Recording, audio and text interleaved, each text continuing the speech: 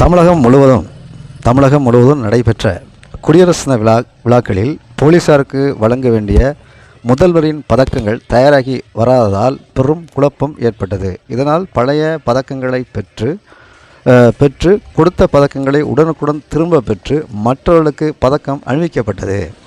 தமிழக போலீஸில் குறைந்தது 10 ஆண்டுகள் குற்றச்சாட்டுகளின்றி சிறப்பாக பணியாற்றிய போலீசாருக்கு குடியரசு தின சுதந்திர தின விழாக்களில் முதல்வரின் பதக்கம் வழங்கப்படும். இந்த ஆண்டு அந்த பதக்கங்கள் உரிய நேரத்தில் தயாராகி வராததால் முந்தைய ஆண்டுகளில் பதக்கம் பெற்ற போலீஸாரிடமிருந்து பழைய பதக்கங்களை வாங்கி, அதாவது போன ஆண்டு பதக்கம் பெற்றிருப்பாங்கள, அவங்ககிட்டலாம் போய் சார் வணக்கம் சார், அந்த பதக்கத்தை கொடுங்க, வாங்கிக்கலாம், பதக்கம் எப்படி கொடுக்குறது, கொடுங்க சார் வாங்கிக்கலாம் அப்படின்னு சொல்லி வாங்கியிருக்காங்க. மீண்டும் வழங்கும் நிலை ஏற்பட்டது.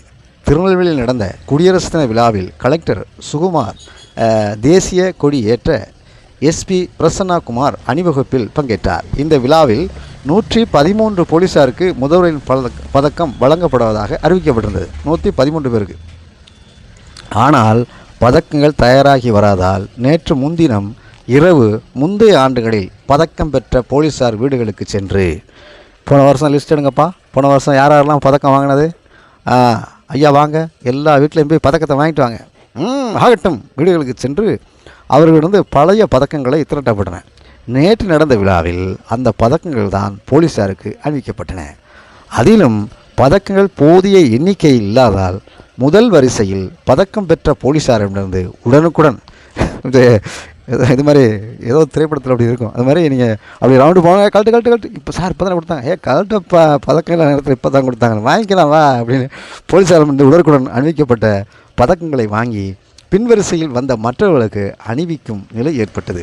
தமிழகம் முழுவதுமே இந்த குழப்பம் ஏற்பட்டுள்ளது. இதனால் குடியரசு விழா ஒப்புக்கு நடத்தப்பட்டதாக போலீஸ் வட்டாரங்களில் அதிருப்தி நிலவுவதாக தகவல்.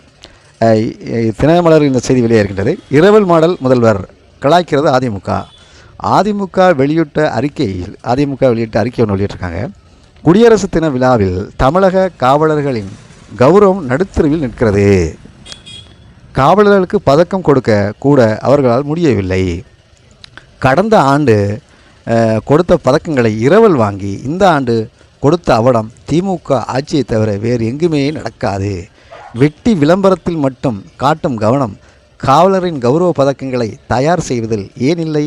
பதக்கத்தை இரவல் வாங்கி இரவல் மாடல் முதல்வர் தமிழகத்தில் சாபக்கேடு. இன்று பதக்கத்தை இரவல் வாங்குவது போல நாளை சட்டம் ஒழுங்கை காக்க வேண்டிய நேரத்தில் துப்பாக்கி இரவல் வாங்க முடியுமா?